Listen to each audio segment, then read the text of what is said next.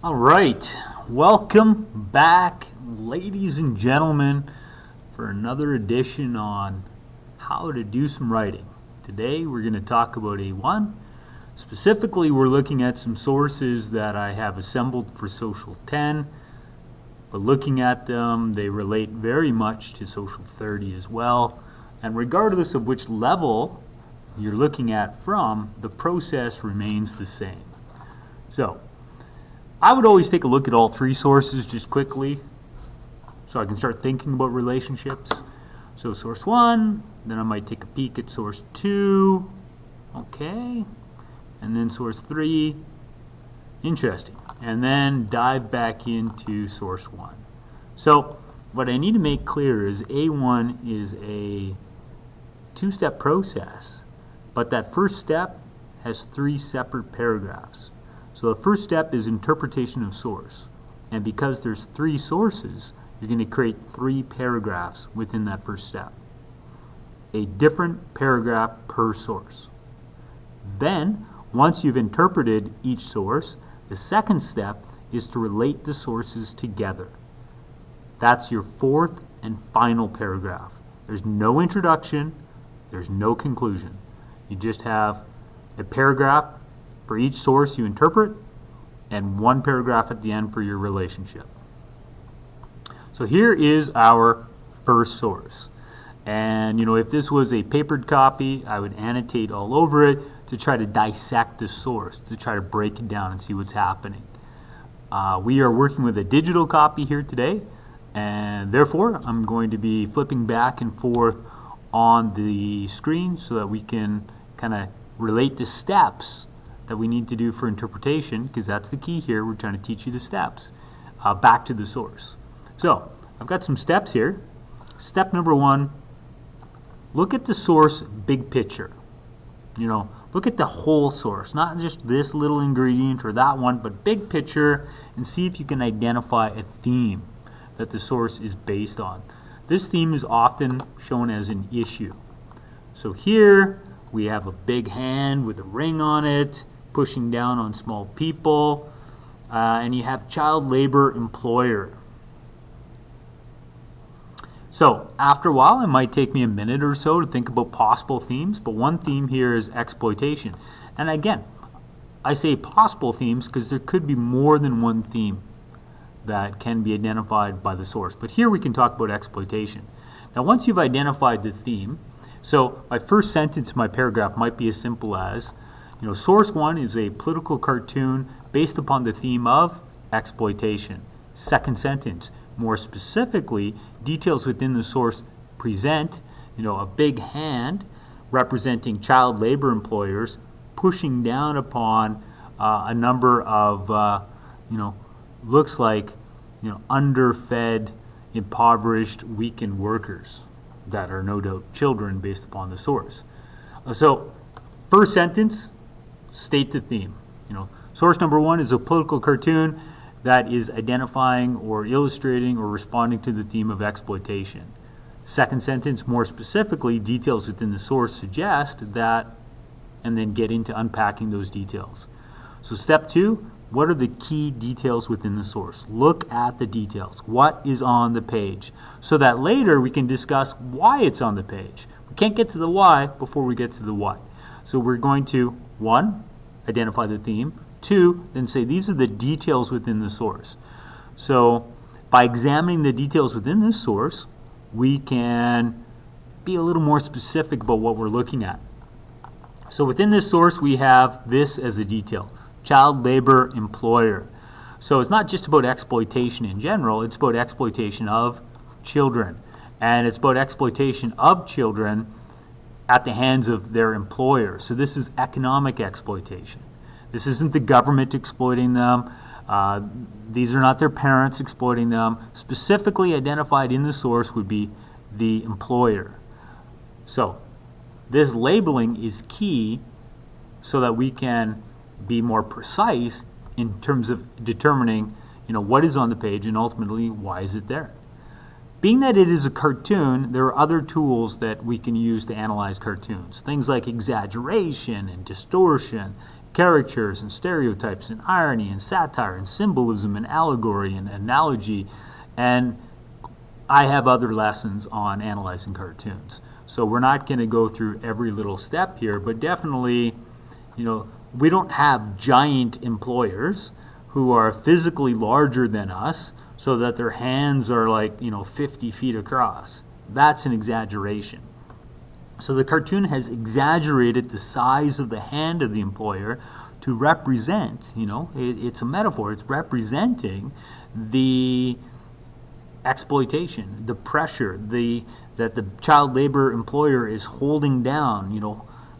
It's diminishing the value of. It's holding back the children underneath it. It's crushing them, right? That and what is the benefit of its crushing? Well, you can see there's a nice shiny ring on the guy's hand, right? So that's a symbol of how he has personally benefited through the oppression and the exploitation of the children underneath him. I have no idea if my hand is in camera right now, but I'm pushing down on my desk. So details within the source, right, help us be more precise as to what is the source showing us, and we can talk about the exaggeration. The guy's hand isn't that big, but it has disproportionately been drawn to that size to show the amount of oppression, the amount of exploitation, that the oppression is so much that no one child can overcome it.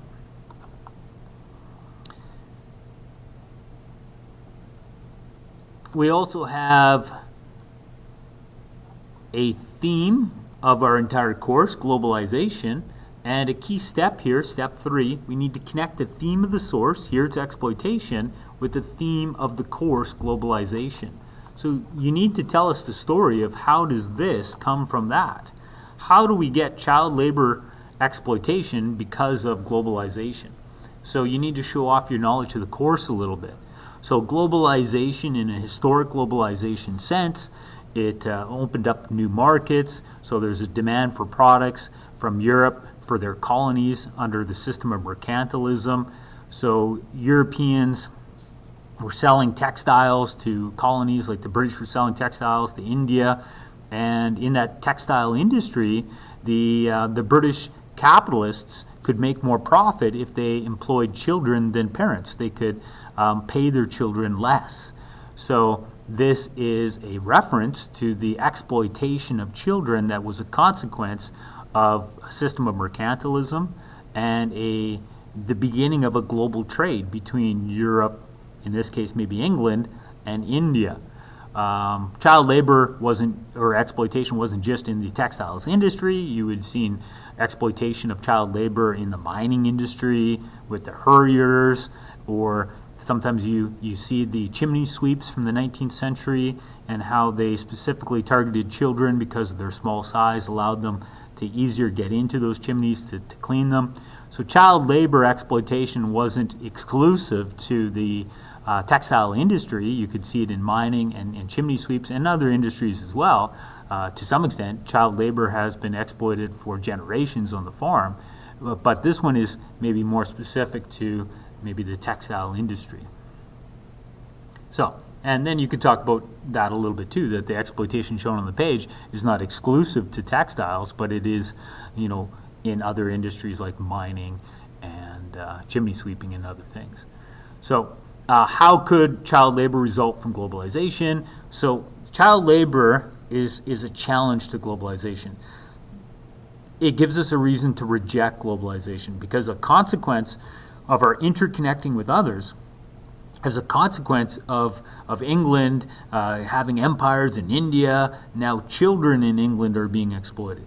So this is a negative externality of globalization. It's a negative consequence of globalization. Because it's a negative thing, it's not reflecting globalization. This isn't glorifying globalization and saying, man, look at all the good things that we have as a result of globalization. This is looking at the bad things. So we could have drawn the picture differently if we wanted to reflect globalization.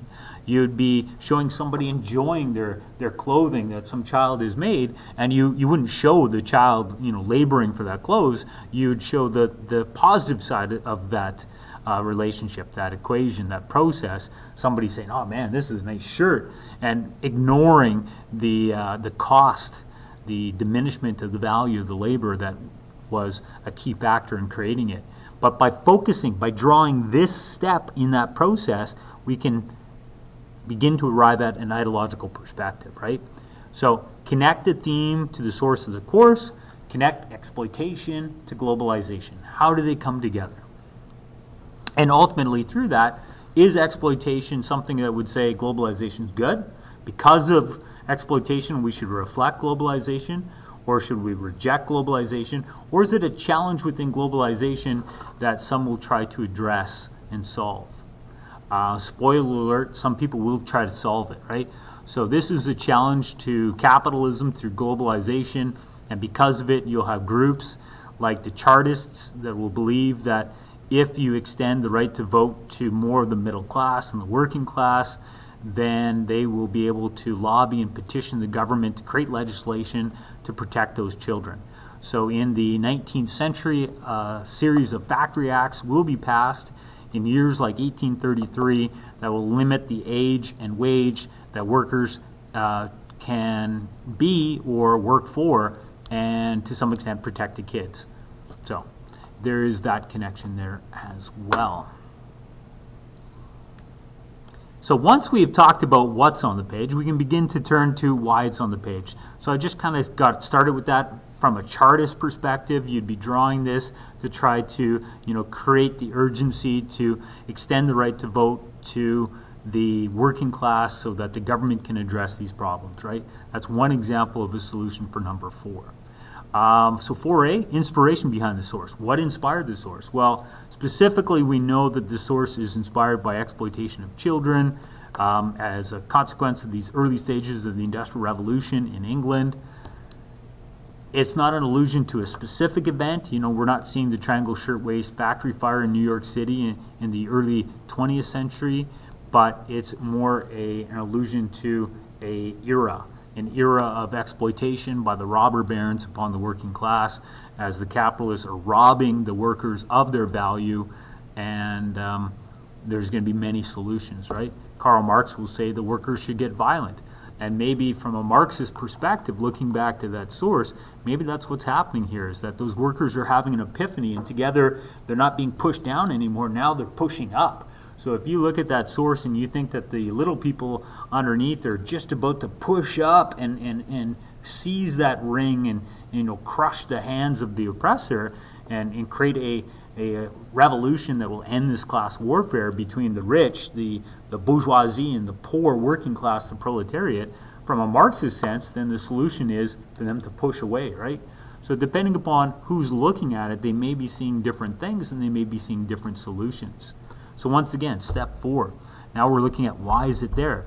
Marx would say it's there to inspire the epiphany, right? To inspire the workers to realize that no one's helping them, no one's coming to their aid, and let's push back. From a Chartist perspective, the solution might be, this is why we need to give the workers the right to vote, to protect the poor working class.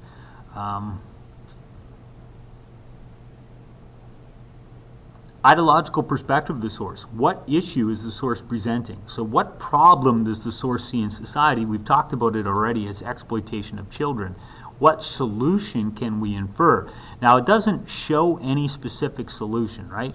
It doesn't show that they're going to use violence like Marx would say. It doesn't show that they're going to petition the government for the right to vote like Chartists would say. So we can't infer which of those solutions the cartoonist would promote, but we definitely are emotionally attached to their outcome. The way it's drawn, we are more sympathetic towards the children than we are to the oppressive hand, and therefore we have a vested interest in their outcome. So the ideological perspective, the solution is we need to end child labor. Then we can begin to exercise the possibilities. Chartists would end it this way, Marxists would end it this way.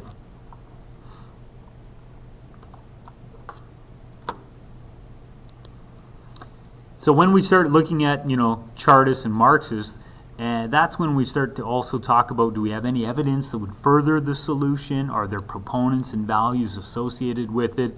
So with under that umbrella, the proponents and values, you would talk about Marx and Chartist, or you could talk about what is the goal of the source. And again, the goal of the source is to end child labor. So if the source is a Chartist-inspired source, then the target of the source would be government. They would be trying to shame government into action, right?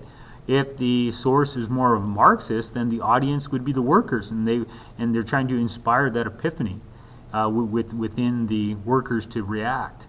So once you've gone through the ideological perspective of the source, the next logical step is the vision of society. Would everyone agree with the perspective presented? And easy answer, no, not everybody will agree. That there will be people that say that the source is biased, is oversimplified, it's not correct, right? There's something flawed about it. So capitalists might look at that source and suggest that the source is biased because it's ignoring the benefit that the workers are receiving at the hands of the employers. That it's an unwarranted attack on the employers, and it's ignoring the skills that the workers are acquiring, or it's ignoring the fact that those workers are getting paid. They're not slaves, they're getting paid. So it's their choice to work for the child labor, that they still have economic rights. They're not being forced to work there. So there's always room to also discuss the opponents of the source. And as we discuss the proponents and the opponents of the source, logically what we're really doing is talking about a division of society. So the source is meant to inspire a conversation about a topic. Here it's about exploitation of child labor. And the next logical step is, within that conversation, under that umbrella, that conversation umbrella, does everyone agree? Would everyone agree with the ideological perspective presented that child labor is bad? And the easy answer is no, that capitalists would argue, again, that those children are getting valuable skills that they can use to demand higher salary in the future as skilled labor. And then finally, we have significance of the issue. Taken to an extreme, if left unaddressed, proponents of the source may argue that the issue presented will lead to the death of many of those children, that children will die because they're being exploited. They will die because there's no operational health and safety. They will die because they're living in extreme poverty. They will see the breakdown of their families as their families have less and less time to spend together, and the children will have less and less time to be children. That these children, the significance of the source is that we have children working instead of going to school. So if they can't be educated at school, then they're going to be condemned to a cycle of poverty because they won't have the education to reach outside of the lot in which they were born. So significance of the issue is another final step that we can do before we move on to the next source. So in summary, there's lots of steps we can do to analyze a source, interpret a source.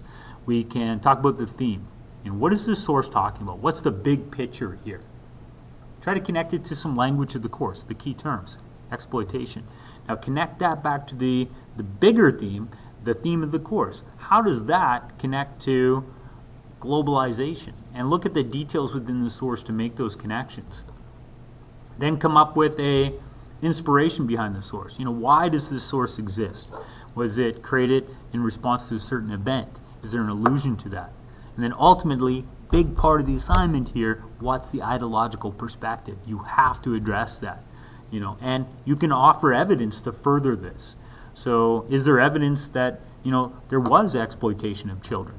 Is there evidence that there still is exploitation of the children? Or is this source just an alarmist and biased and invalid? Talk about that division of society, the proponents, the opponents, and ultimately, what happens if we don't address it? So that's the first source, and then you go and do the same thing for the second source. So source number 2 is a chart, and within that chart we can see information about the correlation between the amount of cotton produced and the number of slaves in the United States. So literally the first step, what's on the page. Second step, you have to start trying to figure out, well, why is it here? What's the perspective it's saying? So within that, again, the same theme. We're still talking about exploitation. We're talking about exploitation of slaves in America. But what we're looking at here more specifically is an ideological perspective that looks like it may be trying to warrant it, because it says cotton and slavery rose together in the Old South. So if you value the cotton industry, then the suggestion is the cotton industry became, the prominent industry. It became so productive. The productivity of the cotton industry was directly correlated to the number of slaves. So we can infer that not only is this trying to justify exploitation, it's trying to, because the chart goes from 1790 to 1860, and slavery will be abolished with the 13th Amendment in the United States in 1865. So we can infer that this source is not only suggesting that the cotton industry depends upon slavery, but we shouldn't abolish slavery. So it's not just about exploitation. It's not just trying to justify exploitation. It's trying to save the institution of slavery in the South. So it's from a perspective. Somebody in the South would look at this and say, this is why we can't, we cannot free African Americans, because if we do that, then our cotton industry will collapse. And if the cotton industry collapses, then the Old South will collapse. The economy will collapse. We will not have enough laborers to pick the cotton, and then we'll have massive crippling unemployment. So the perspective shown here would be used to further the position that slavery, even if it's not, something that is, 100% moral, they might say it's still necessary because our economy depends upon it. Well, a difficult position, no doubt. So you can go through those same steps, right? Division of society. Obviously, there's going to be people that look at this and say, no, slavery's never justified, right? Significance of it is, the significance of this is clear, that it seems to be justifying slavery. And what is slavery? Taking away, those fundamental human rights like freedom of movement from individuals, and taking away really that essence of humanity and self-identification. Yeah. So moving on to step 3. After you've analyzed that source, now you have this one. And it's from Michael Walker of the Fraser Institute. And we can take a peek. Let's look at it from a different point of view. Let's look at from the point of view of the people of Bangladesh who are starving to death.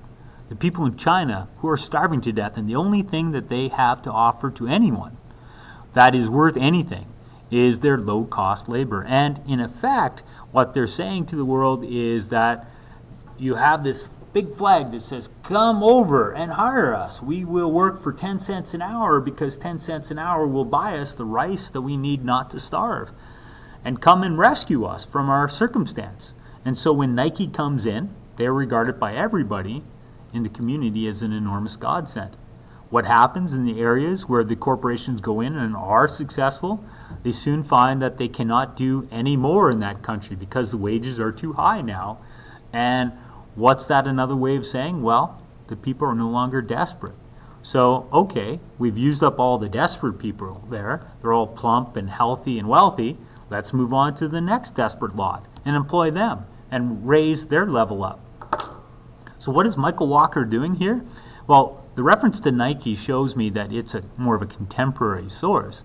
What he's doing is trying to justify modern forms of exploitation, right? That he's trying to use logic, right? He's trying to use logic to reason with us to justify modern exploitation. And the suggestion here is that it's not exploitation, it's skill development. And once Nike develops the skills of people of Bangladesh or China, then they'll move on to Vietnam or Indonesia and develop those people there. But what they're doing is they're leaving behind workers who now have skills, and therefore can demand a higher salary and who are now fed. So this third source seems to be a response to a conversation about the nature of corporations. It seems to be a response to the question, to what extent are corporations, an instrument of good within the global village? To what extent are they exploitive? It seems to be an examination of the relationship between corporations and their employees. And it's a continuation of that conversation of the other two sources about exploitation and labor, and to what extent, as a consequence of globalization, is the exploitation of workers justifiable? And that's moving on to the next step, relationship. That's that umbrella question, and that's the first step of relationships. What is an umbrella question that holds the set together as a set? And here that umbrella question might be, to what extent, is exploitation defendable? To what extent is exploitation as a result of globalization defendable? And what we do after we announce that question is provide some answers. So my relationship paragraph, the second step of the assignment, the fourth paragraph, it would begin with something like, all three sources presented can be seen as a set where they provide possible answers to the question, comma, to what extent has the exploitation created under globalization been defendable, right? And then within that, you would unpack, the source creator behind one. The cartoonist would say this. But you could also say, the guy with the big hand would say this, because that's a perspective in source one too, right? Like the child laborer would say, no, this is what I think about that. And then what would the children underneath say? And then you could say, well, this is what the creator of the chart in source 2 might say. The slaves alluded to within the chart might say this, but the creator of the chart might say this. And then ultimately, what is Michael Walker saying with regards to that overarching umbrella question? To what extent is the exploitation that results from globalization defendable? Now, once you've answered the question, while you answer the question from the perspective shown within the sources, you can talk about what values and assumptions and goals do the sources have. And then it's natural for you to say, what? How would they react to each other? How are the values unpacked in 1 different than the values in 3? So in 3, we have Michael Walker saying that exploiting labor is justifiable because you're giving them the skills that they need and you're giving them food that they need to survive. And so Michael Walker would look at the cartoonist and say, hey, you're ignoring this. If that child labor employer just says, what, I'm done, I'm gonna move on, what's gonna happen to these children? Without employment, their families may starve. So Michael Walker might look at the cartoonist from 1 and say, you are being an alarmist and you're ignoring the benefit of child labor to the children. Whereas the cartoonist from source 1 may be saying, Michael Walker, that 10 cents an hour that you're saying is justified to pay your workers is just another form of exploitation that is similar to, not the same, but similar to the slavery shown in 2. So you can also start connecting them together like that, right? So there's these other common threads like the idea of enslaving labor. So you have them answer the umbrella question, you have them connect back to each other and discuss the assumptions that they each have and respond to the assumptions or flaws of logic that they would see in the other sources. And then ultimately you can also look at things like chronological or cause and effect relationships. So chronologically, source 1 and source 2 are happening at roughly the same time, but unfortunately source 3 shows that this problem has not gone away. That's another relationship. And source 3 also shows that within the global village, the interests of capital have found new places to exploit. So they don't have to exploit the children of their local communities anymore. They don't have to bring slaves to their own country. They can have quasi pseudo enslavement of workers in other countries by having their factories in other countries so that they can hide the shameful action from their public eye. This is like in the video, The Corporation, when Michael Moore asks Phil Knight of Nike, have you ever been to Indonesia to your factories? And Phil Knight says, no, I've never been there. That's the idea behind 3, is this idea that the corporate leaders back in the 19th century You know, the factory owner, he knows that he's crushing the spirit and the lives of those children. Today, because of the global village, there's many capitalists that, you know, they tend to try to distance themselves from the robbing of labor that they're still doing. So you've got those other relationships, like chronological, like cause and effect, like common language. So I had already mentioned that common language about, you know, enslavement. You know, how do we see slavery here? How do we see slavery here? Here it's literal slavery. Here it's just another form of slavery. You know, we're not going to use the name slavery because at the end of the day, you know, these workers still have the choice to work there or not, but is it similar to slavery? And here we have that whole idea of how is this similar to slavery? Another thread, another common theme between the three is class struggle. You know, the capitalists, the bourgeoisie against the workers, the proletariat. The landowners that are benefiting here against their slaves. The capitalists against international workers, against their sweatshop workers. So it might not be explicitly stated, but you can implicitly see some common connections among the sources. They're all talking about similar things. And once you've flushed that relationship paragraph out, I would always go back, see if there's something you missed with the sources. Maybe by doing the relationship, you've seen something that you could further interpret in each source. And then obviously go back and edit your language, and then you're done the assignment. So I went through the steps more in detail in that first one because it wasn't my goal to make a 3-hour video here, but there is a quick introduction to some A1s for 10-1.